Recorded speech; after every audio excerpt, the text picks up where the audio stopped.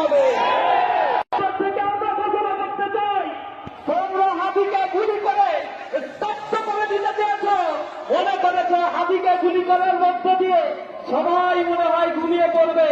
আজ হচ্ছে দেখো, হাতির রক্তের বিনিময়ে লাখো হাতি বাংলাদেশে জন্ম নিয়েছে। তারা বাংলাদেশের প্রত্যন্ত অঞ্চলে জেগে আছে, তারা বিপ্লবের মশাল হাতে নিয়ে স্বৈরাচারের বিরুদ্ধে কথা বলবে।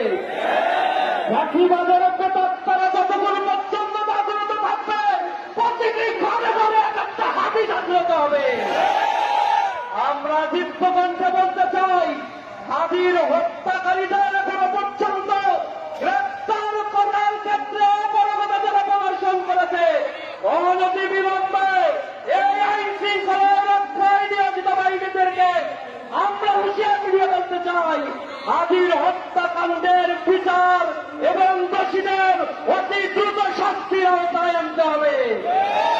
সংগ্রামী বন্ধুগণ, এই বাংলা হচ্ছে সেই বাংলা, যেই বাংলায় আমাদের এখানে মুসলমানদের আগমনের মধ্য দিয়ে লক্ষণ সেন পিছনের দরজা দিয়ে পালিয়ে চলে গিয়েছিল।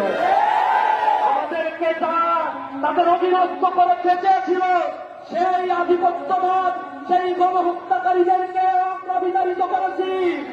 আপনারা জানেন, ব্রিটিশরা যখন এই অঞ্চল শাসন করত, তখন মানুষেরা তাদের স্বাধীনতার জন্য